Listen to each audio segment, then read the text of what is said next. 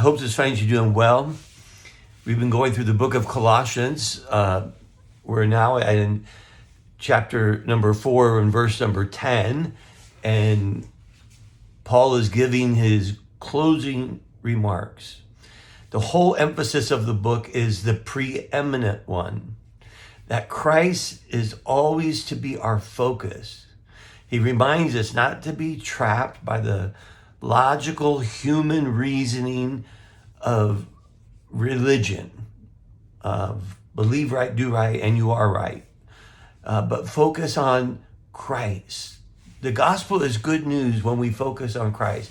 If it's how well we perform, then it's not good news.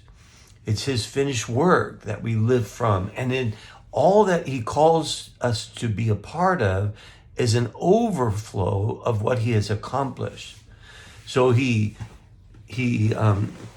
comes here and he has salutations from 6 different men. Among them were Timothy, and it was all about a concern for the welfare. Aristarchus shared in the hardships of giving the gospel with Paul. And Mark is the one Paul refused to take along with him on the second missionary journey because he had become fearful and returned home early. But it's interesting to me is that Barnabas, who he calls a faithful one and a comfort, did for Mark what he had also done for Paul. You see, I think Paul could be kind of rigid at times. When John Mark went home, they decided, and they finished their first journey, they come back and all of a sudden they're going to go on a second journey.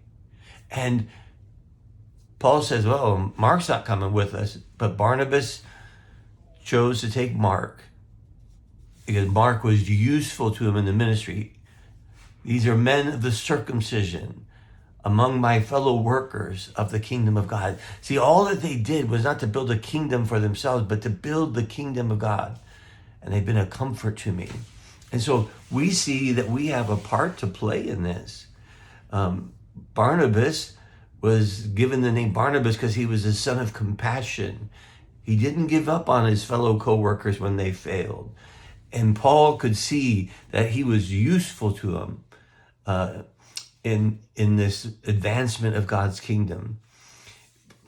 What is our life about? Our life should be about laboring for the king and the kingdom. Whatever we do for a living, whatever our occupation, the purpose of life goes far beyond just that. The purpose of life goes to being a part of the kingdom life, establishing that kingdom in our own hearts, in our communities. We like to complain, but we need to be a part of the solution in advancing wherever God takes us, his kingdom rule, and be a comfort to those who are laboring in this ministry. You know, there are people who find themselves in situations where they're hurting, and they go through great trials, and that's where we step in and find out how we can be a comfort to them. He talks about in verse 12, Epaphras, who is one of you, a servant of Jesus Christ, greets you, always struggling on your behalf in his prayers, that you may stand mature and fully assured in all the will of God. For I bear him witness that he has worked hard for you and for those in Laodicea and in Hierapolis. I can't get these Greek names down. Luke, the beloved physician, greets you, as does Demas. Give my greetings to the brothers at Laodicea and to Nympha and the church in her house. So you see, everywhere Paul went, he was looking for new co-workers to join, and they would join and be discipled as they traveled around and be a part of building up different churches. And the letters were meant to go to other churches as well. Think of it, to be a bondservant of Christ. Epaphras was one of them, a bondservant of Christ, one who voluntarily gave himself over to serve the master. Now he says, he comes into them and he says that they have labored fervently. The Greek agonizomai, which we get the word agonize. It was used in Greek to refer to athletes in competitions or soldiers in battle. The preoccupation of our prayers should be others. And there is a real striving, because he says, I'm praying for you. You sent me, and now I'm praying back for you that you'll be faithful, that you won't be demoralized, you won't be led astray. And so there is a striving in our prayers for others, for those that we send out, and for our families and loved ones. We can come to a God who knows us, and we know he loves us as beloved children. And we can come to him as a papa with intercession and seek for his intervention and seek what he wants to teach us in the lessons. They worked hard, and sometimes ministry is a lot harder than people think. In verse 16, he continues, and when this letter has been read among you, have it also read in the church of Laodiceans, and see that you also read the letter from Laodicea.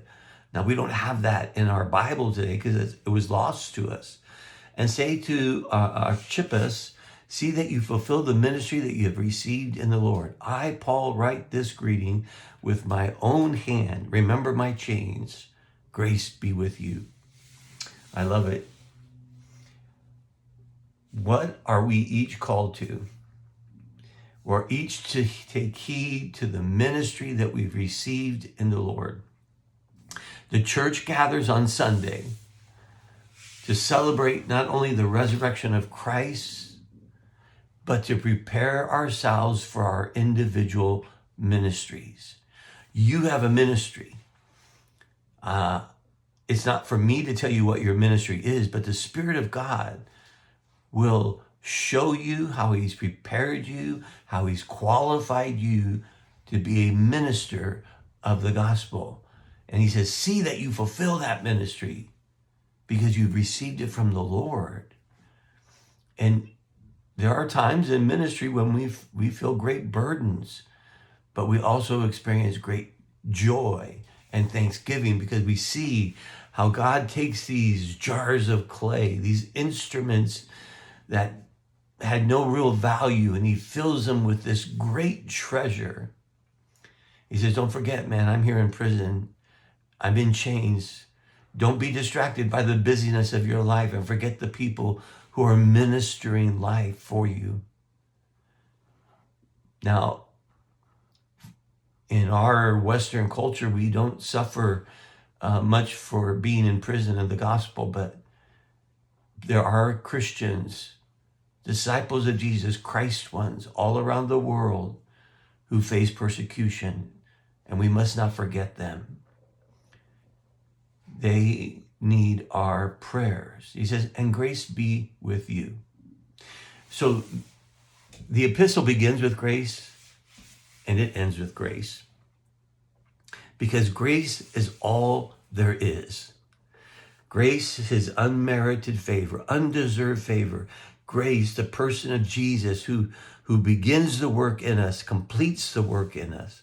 It's all about him. So take yourself to the place of, Lord, as a Christ one, where do you want me to go? What do you want me to do? And how do you want me to minister for your kingdom? And Lord, show me how to pray bold prayers for those who are doing battle, spiritual battle for your kingdom, that we might see it grow and prosper. I hope you enjoyed it, the study, and I'll look forward to seeing you next time. God bless.